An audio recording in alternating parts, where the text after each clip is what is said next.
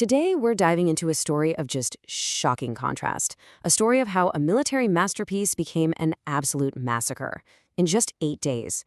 We're going to explore the Battle of Passchendaele, one of the most infamous battles of the entire First World War, to try and understand what went so terribly wrong. So get this. On October 4th, 1917, an Allied attack goes off without a hitch. It's a stunning success. One soldier even said it ran like clockwork. Then, just 8 days later, 8 days, a second attack on the very same ground is a catastrophic failure. It was so bad, survivors called it absolute murder. So what on earth happened? How does a perfectly executed plan just completely unravel into one of the darkest days in military history in a little over a week? Well, the answer, as you'll see, is found in the mud, the rain, and the brutal realities of the Western Front. Okay, so to really understand the battle, we have to first understand the place. We're talking about the Ypres salient, a piece of ground that had already soaked up an unbelievable amount of blood long before 1917 ever rolled around. So what is a salient? Well, think of it like a bulge or a pocket in the Allied line that's jutting out into German-held territory. The city of Ypres itself was a vital transportation hub. For the Allies, holding it was absolutely critical. I mean, it was the last major Belgian town that wasn't in German hands. For the Germans, capturing it could open the way to the Channel ports. This made the salient a constant, deadly flashpoint. And believe me, the fighting here was just relentless.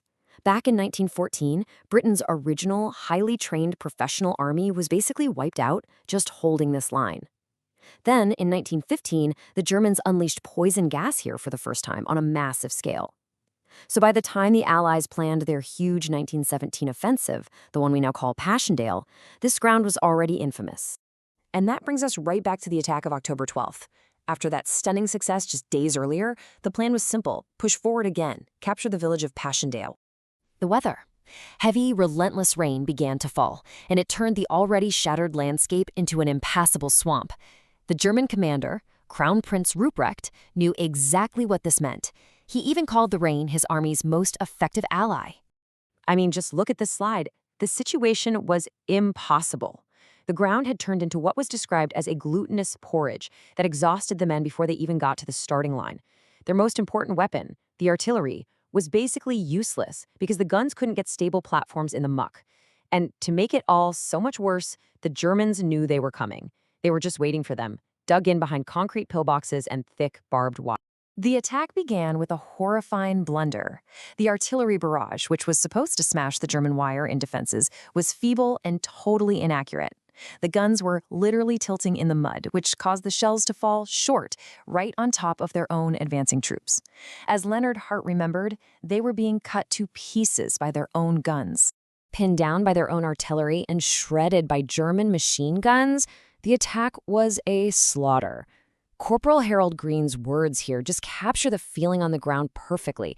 It wasn't a battle. It was, as he said, absolute murder. The men never, ever stood a chance. For the soldiers from New Zealand, the cost of just those few hours was staggering: 846 lives. To put that into perspective, that single, failed attack marks the darkest day in New Zealand's entire history. For a small nation, a loss this huge inflicted a deep and lasting scar. It felt like nearly every family in the country was affected. You know, the aftermath of a battle like Passchendaele wasn't just about counting the dead. It forced a reckoning, medically in trying to deal with the horrific wounds, and politically in trying to figure out who was to blame. And out of this horror comes this incredible development. Just look at this. In 1915, if you were a soldier with a severe leg fracture, a super common wound from shrapnel, you had about a 20% chance of survival. Just 1 year later, thanks to a simple device called the Thomas splint that kept the leg immobile, that survival rate jumped to an astonishing 82%. And that wasn't all. The sheer scale of the casualties forced doctors to innovate at an incredible pace, developing things that would change civilian medicine forever. The first ever blood depots were created for transfusions near the front. Mobile X-ray vans brought diagnostic tools right to the battlefield. And surgeons pioneered techniques like debridement, cutting away infected tissue, to fight the deadly gas gangrene that was so common in the mud. But, you know, medical innovation couldn't erase the disaster. Inevitably, people demanded to know who was responsible for sending men into a battle that was so clearly doomed from the start, and a lot of that blame fell on one man, General Hubert Goff. Now, the debate over his role is really complex. On the one hand, you can see the arguments in his defense. He had bad luck. There were factors way outside of his control. But on the other hand, many historians argue that his mismanagement of Passchendaele was just one example of a bigger pattern of poor performance. It raises a really tough question. Even if he was unfairly scapegoated for other things later on, was his removal from command actually justified by his actions right here? The legacy of Passchendaele and the whole Upper Salient isn't just about mud and blame. It's also one of remembrance, on a scale the world had never seen before.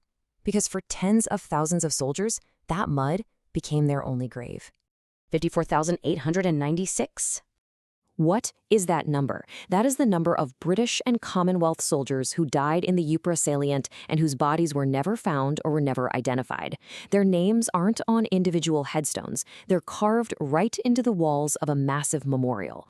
This is that memorial, the Menin Gate. It was built on the very spot where hundreds of thousands of soldiers marched out of the city of Ypres towards the front lines, so many of them never to return. Its purpose is to give a final, honored resting place to all those who have no grave. And what's truly incredible is that this memorial is not silent. Every single night since 1928, at exactly 8 p.m., all the traffic through the gate just stops. Buglers step forward and they sound the last post, that final haunting farewell.